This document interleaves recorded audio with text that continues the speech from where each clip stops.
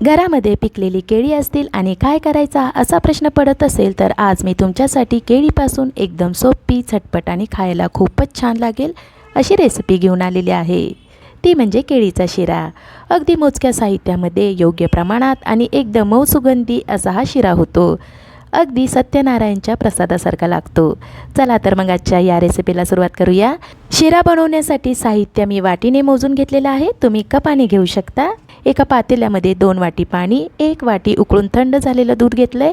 आता हे बाजूच्या गॅसवर उकळायला ठेवूयात। दूध पाणी उकळत आहे तोपर्यंत इथे मी 2 मध्यम आकाराची पिकलेली देशी केळी घेतलेली आहेत, काठी चमच्याच्या साहाय्याने स्मॅश करून घेऊयात। केळी जितकी पिकलेली असतील तितका शिरा चविष्ट होतो। केळी आपली स्मॅश करून झालेली आहेत, बाजूला ठेवूयात। कढईमध्ये अर्धी वाटी तूप घालूया। साजूक तुपाशिवाय शिरा अपूर्णच आहे। तूप वितळलेलं आहे। इथे मी 4 काजू आणि 4 बदामाचे असे मोठे मोठे काप करून घेतलेले आहेत। तुम्ही मनुकेसुद्धा घेऊ शकता। गॅसची आच कमी करून हे ड्रायफ्रूट्स आपण हलका सोनेरी रंग येईपर्यंत तळून घेऊयात। ड्रायफ्रूट्स भाजल्यामुळे शिरा खाताना ते छान लागतात। 2-3 मिनिटांमध्येच काजू बदामाचे काप आपले भाजून झालेले आहेत, बाजूला काढूयात। इथे मी 1 वाटी रवा घेतलेला आहे। रवा जास्त बारीक किंवा मोठा नाही आहे, मध्यम आकाराचाच घेतला आहे। रवा चाळून आणि निवडून घ्यायचा आहे। रवा घालूया। गॅसची आच मंद ते मध्यम ठेवून रवा भाजून घेऊयात। रवा करपू नये म्हणून आपल्याला एकसारखे हलवत राहायचं आहे। आता आपला साधा शिरा बनवायचा असतो तेव्हा आपण तो थोडा सोनेरी रंग येईपर्यंत भाजून घेतो, पण हा शिरा करताना जास्त सोनेरी रंग येईपर्यंत भाजून घ्यायचं नाही आहे। रवा भाजलेल्याचा वास सुटला पाहिजे, पण रव्याचा रंग लाल नको, थोडा पांढरा रंग पाहिजे। आणि एक महत्त्वाची टीप म्हणजे रवा पांढऱ्या रंगाचा हवा असला तरी कच्चा राहणार नाही, याची काळजी घ्यायची आहे। 8-9 मिनिटांनंतर रवा सुगंधी वास येईपर्यंत भाजून झालेला आहे। बाजूला उकळत ठेवलेले दूध आणि पाण्याचे मिश्रण घालूया।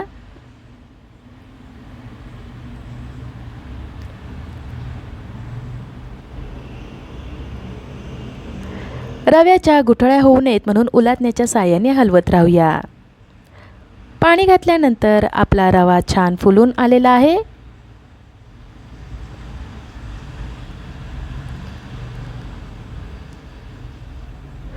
आता याच्यामध्ये केळीचा गर घालून तो रव्यामध्ये चांगला मिक्स करून घेऊयात। थोडा वेळ मंद आचेवर शिजवून घेऊयात, म्हणजे केळीची चव रव्यामध्ये छान मुरेल। साधारण 2 ते 3 मिनिटे शिजवून घ्यायचं आहे। केळीचा गर घातल्यानंतर मस्त वास सुटलेला आहे।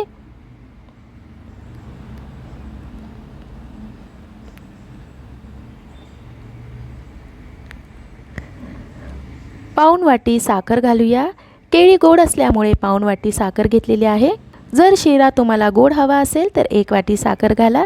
शिरा कमी गोड हवा असेल तर अर्धी वाटी साखर घाला। हा शिरा जास्त गोड किंवा कमी गोड होणार नाही आहे, मध्यम गोड होईल। साखर घातल्यानंतर मिश्रण आपलं थोडंसं पातळ होईल, तो पुन्हा घट्ट होण्यासाठी आणखीन आपण 3 ते 4 मिनिटे शिजवून घेऊयात। मिश्रण आपलं छान दाट आलेलं आहे, कुठेही रव्याची गुठळी दिसत नाही आहे। अर्धा टीस्पून वेलची पावडर, भाजून ठेवलेले ड्रायफ्रूट्स घालूया, मिक्स करून घेऊयात।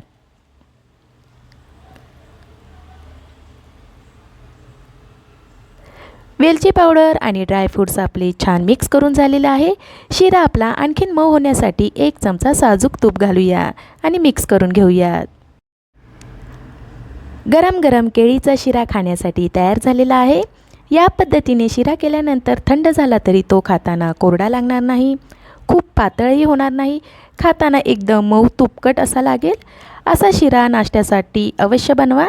आजची ही केळीच्या शिऱ्याची रेसिपी तुम्हाला आवडली असेल तर लीनाचे स्वयंपाकघर यूट्यूब चॅनलला लाईक, शेअर आणि सबस्क्राईब करायला विसरू नका। धन्यवाद।